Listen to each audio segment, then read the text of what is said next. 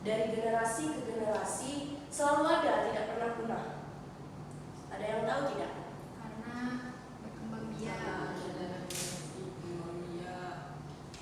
Iya, benar.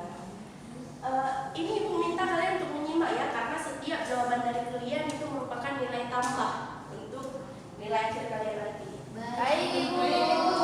Baik. Jadi, kenapa sih kita manusia ini selalu ada? Karena seperti kita ketahui, mungkin anak-anak Ibu sudah dibaca sebelum masuk kelas. Jadi, kita ini merupakan persatuan dari dua sel, yaitu sel sperma dan sel telur. Sel sperma ini dihasilkan oleh jantan. ya, ayah kita ya.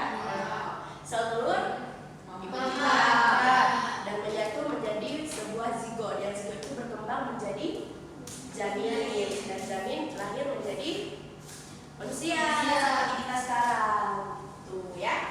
Nah, baik, sekarang Ibu akan memberikan materi tentang sistem reproduksi manusia. Nah, yang pertama di sini yang anak Ibu dapat lihat, Ibu telah memberikan di sini ada gambar dan di gambar ini ada penjelasan bagiannya. Nah, di sini dapat kalian lihat, di sini adalah organ reproduksi laki-laki. Nah, organ reproduksi laki-laki ini berfungsi untuk menghasilkan sperma dan menyalurkannya ke dalam tubuh perempuan.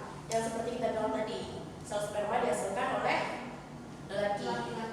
Nah, di sini ada bagian-bagian dari organ reproduksi laki-laki. Yang pertama ada vas deferens, penis, testis, epididymis, dan kelenjar aksesoris seperti kelenjar prostat, kelenjar bokol. Selanjutnya yaitu tentang apa sih fungsi dari organ-organ tadi. Tolong disimak dulu ya, jangan dulu ada yang bicara. Nanti kita akan ada sesi diskusi kok. Nah, selanjutnya ada tentang organ reproduksi. Yang pertama yaitu testis. Testis untuk apa? Salsabila Naila? Testis untuk apa? Menghasilkan sperma dan hormon Ibu. Iya, testis untuk menghasilkan sperma dan hormon testosteron. Sedangkan epididymis tempat penyimpanan sementara sperma. Ada kelenjar aksesoris yang berfungsi untuk menghasilkan cairan dan menunjang kehidupan sperma. Nah, selanjutnya ada penis. Penis ini sebagai organ populasi yang berfungsi untuk memasukkan sperma ke dalam tubuh perempuan. Nah, di bagian ini ada pertanyaan? Tidak, Ibu. Oke, baik, Ibu lanjut ya, nanti di akhir kita diskusi. Baik, Bu. Nah, selanjutnya ini adalah sistem reproduksi perempuan.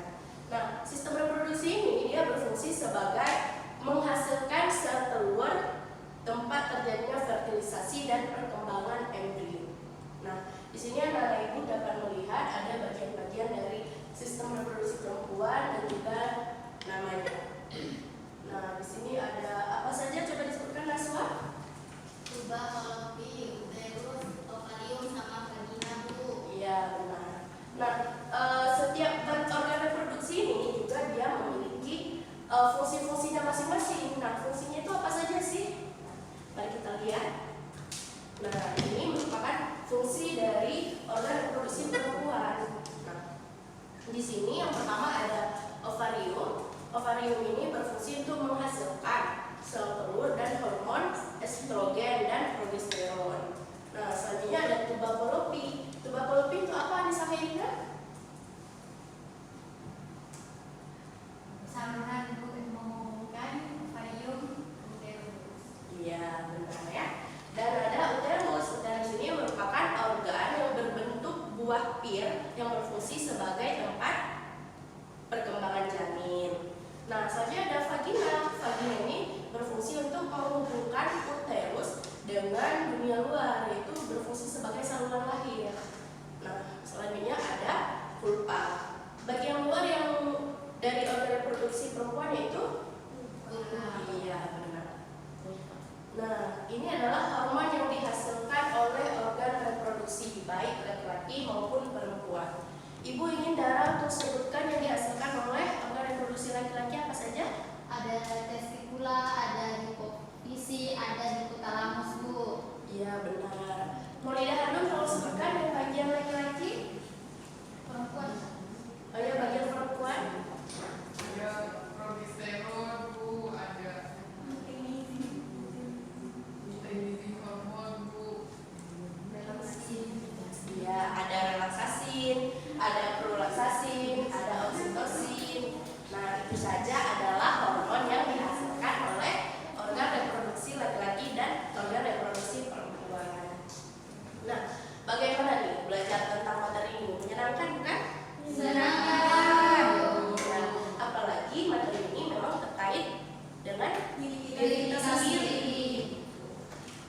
ini adalah materi pertemuan pertama kita. Mungkin nanti ke depannya kita ada 3 kali pertemuan ya untuk membahas tentang materi ini.